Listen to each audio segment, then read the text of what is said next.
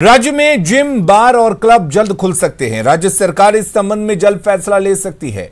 राजधानी रांची के club, gym और बार संचालकों में राज्य सरकार के फैसले से पहले ही उत्साह देखने को मिल रहा है।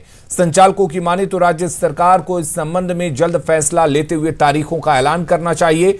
रांची क्लब के निदेशक ने बताया कि आमतौर पर क्लब लोगों के रिफ्रेशमेंट के लिए एक बेहतर विकल्प होता है। ऐसे में 7 महीने बाद क्लब खुलने की सुगबुगाहट से सदस्यों में खुशी देखी जा रही है। वहीं जिम संचालकों और इससे संबंधित लोगों को उनकी रोजी रोटी भी दोबारा पटरी पर लौटने की उम्मीद है। हम लोग अब सरकार के निर्देश का इंतजार कर रहे हैं। आज के अखबार में हमने पढ़ा है सरकार इस पर विचार कर रही है, जिसका नतीजा हमें लगता है कि बहुत जल्द आएगा और हम क्लब खोल पाएंगे। हम लोग आशा कर रहे थे कि झारखंड की सरकार भी हमारे को जिम खोलने की अनुमति देगी, लेकिन उन्होंने दिया नहीं। ये दुख की बात है।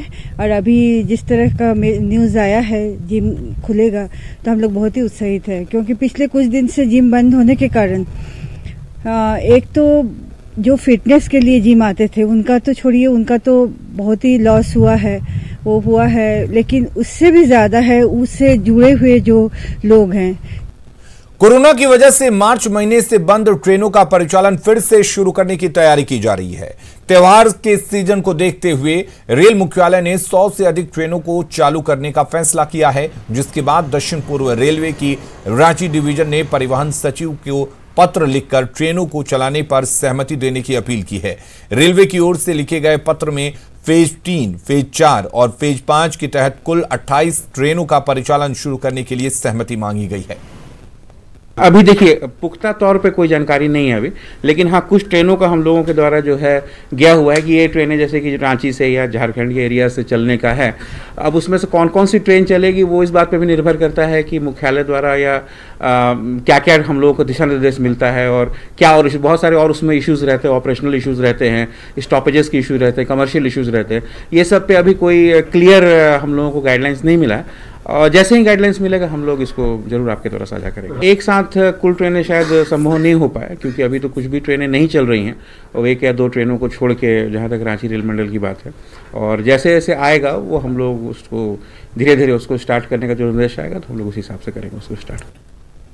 कुपोषण प्रभावित राज्य के 12 जिलों में सरकारी स्कूलों में पढ़ने वाले क्लास 1 से 8वीं तक के हर बच्चे को चना गुड़ खाने के लिए सरकार 140 रुपए देने जा रही है। Jharkhand state mid day meal authority ने इसकी प्रक्रिया शुरू कर दी है। केंद्र सरकार से 17 करोड़ रुपए खर्च करने की अनुमति मिली है। इसके तहत हर बच्चे को चना गुड़ खाने के लिए प्रतिदिन 3 रुपए 35 पैसे दिए जाएंगे। इस हिसाब से 42 दिन के लिए एक बच्चे के बैंक खाते में लगभग 140 रुपए ट्रांसफर किए जाएंगे। जानकारी दे रहे हैं संवाददाता भुवन किशोर झा। प्रभावित राज्य के 12 जिलों के सरकारी स्कूलों में पढ़ने वाले 8वीं तक के बच्चों को राज्य सरकार चना गुड़ मद में 140 रुपये मुहैया कराने जा रही है। झारखंड राज्य मध्याह्न भोजन प्राधिकरण ने इसकी प्रक्रिया शुरू कर दी है, जिसके तहत केंद्र सरकार से मिले 17 करोड़ रुपए की राशि को खर्च किया जाएगा। प्रतिदिन हर एक बच्चे को, यानी कि 42 दिनों तक 8वीं तक की पढ़ाई करने वाले सरकारी स्कूलों के बच्चों को राज्य सरकार 3 रुपये 35 पैसे के हिसाब से 42 दिनों के लिए उनके बैंक अकाउंट में 140 रुपये ट्रांसफ़र करेगी। खूंटी, सिमडेगा, दुमका सहित राज्य के 12 ऐसे कुपोषण प्रभावित जिले हैं जहां के बच्चों को हेल्थ फिटनेस ठीक करने के उद्देश्य से सरकार ये कदम उठाने जा रही है। कैमरा पर्सन नलिन के साथ भुवन किशोर झा, न्यूज़ 18 रांची।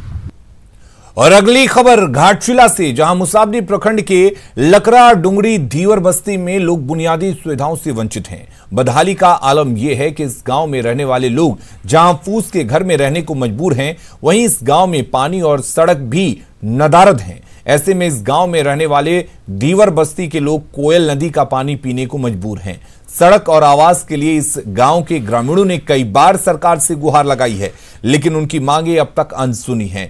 ग्रामीणों के मुताबिक चुनाव के समय कई नेता यहां पहुंचते हैं, विकास का वादा भी करते हैं, लेकिन अब तक ये गांव विकास से कोसों दूर है।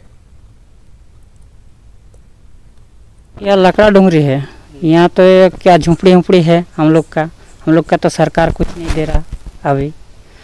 हम लोग का झोपड़ी में रहना पड़ता है। असुविधा, रोड नहीं, टांकी नहीं, चुआ नहीं, सब जल खाता असुविधा बहुत। और ये घर द्वार नहीं, इंदिरा आवास का घर मिलने वाला है। सिमडेगा की हॉकी खिलाड़ी संगीता और ब्यूटी हॉकी इंडिया की ओर से संचालित कैंप में भाग लेने के लिए बेंगलुरु रवाना हुई।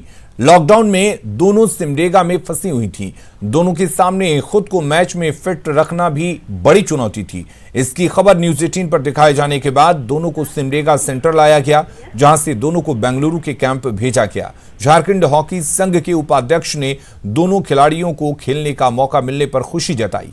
कैंप में पहुंचने के बाद उन्हें 14 दिन के लिए क्वारंटीन किया जाएगा, जिसके बाद उन्हें मैदान में खेलने का मौका मिलेगा। और खबरें लगातार जारी हैं। आगे देखिए बहस बिहार की सुकन्या सिंह के साथ।